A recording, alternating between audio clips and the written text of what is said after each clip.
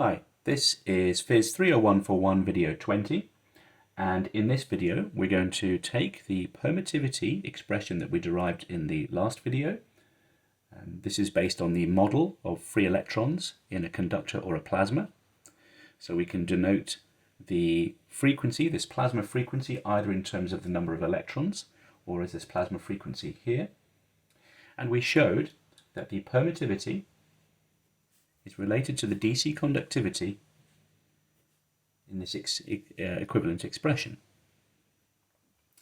And as we did before, we're going to consider different cases of the conductivity, and we're going to consider, to begin with, a conductivity which is large, which means the DC conductivity is much larger than omega epsilon naught over here. And in that situation, the permittivity, the relative permittivity, becomes approximately minus I sigma naught over omega epsilon naught. And we already knew that the square of the refractive index is equal to the relative permittivity. And we can see that because the permittivity has a complex form, the refractive index will therefore have a real part and an imaginary part. So we expect there to be a reduction in intensity as a function of depth. So this expression explains why light loses intensity as it passes into a metal. So we can equivalently write that as C over omega. We can write it in terms of the resulting wave numbers. The wave numbers are related to the refractive index.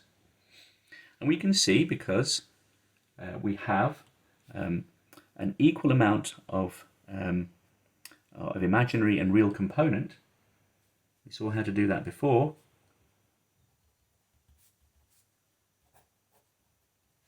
We can write down that the real part and the imaginary part of the refractive index have the same magnitude, where we did the same trick as we did before, which is that minus I to the half, when we take the square root of this value to obtain the refractive index, we get a real part and an imaginary part of the refractive index. So we can write down how the intensity of the electric field in that electromagnetic wave falls as a function of depth. So firstly, its strength at any moment depends on the phase. So this is a time variation of the electric field. And there must also be a phase variation because of the refractive index. We can write that either as nr or in terms of the wave number. So as we go into the conductor, there's obviously a change in the phase of the electric field, okay, because of the oscillations of the electric field as a function of distance along it. And there will also be a reduction in the value of the electric field. And of course, this is our skin depth again. So our skin depth can be written like so, by inspection. And it's no surprise to see that it is related to the conductivity. So if we carefully write that out, that is 2 over mu naught sigma omega. Okay, where sigma 0 here is the DC conductivity. So we shouldn't be surprised to see that. That's exactly the same as the expression we obtained before for the skin depth. The difference this time is we have previously related this conductivity to the microscopic motions of the charges inside either the conductor or the plasma. So that's our general expression. Let's look at two different situations. So first we'll look at high frequencies.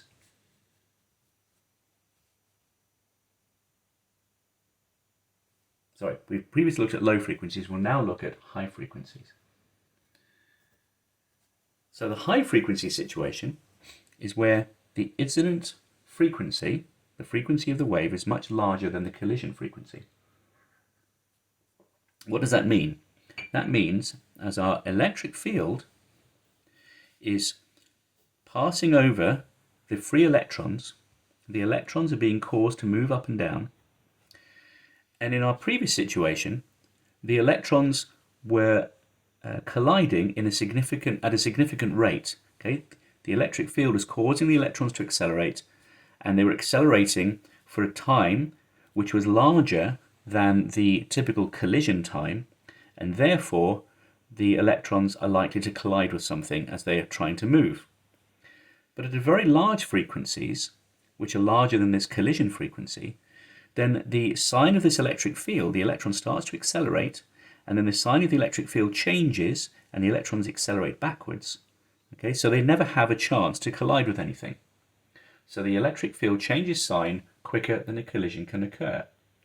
So as a consequence, in this regime where the frequency is much larger than this typical collision frequency, we have what is known as a collisionless plasma.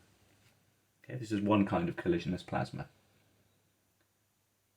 And if we look back at our expression for the permittivity, which is this one here, we can see that we can eliminate this imaginary term on the right, and the permittivity reduces to about 1 minus omega p squared over omega squared. So this is real valued. The complex part of that expression has gone, so there is no absorption. There's no reduction in the electric field as a function of depth. So in this situation, the refractive index, which remember can be related to the phase velocity of the wave. Let's write that in another way.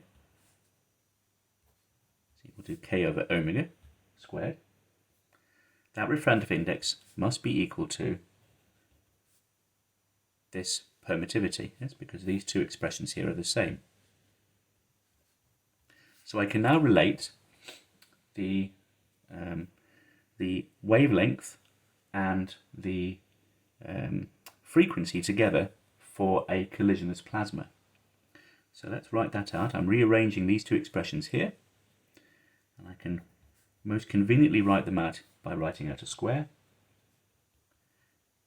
So this is another dispersion relation. So this is the dispersion relation for a collisionless plasma.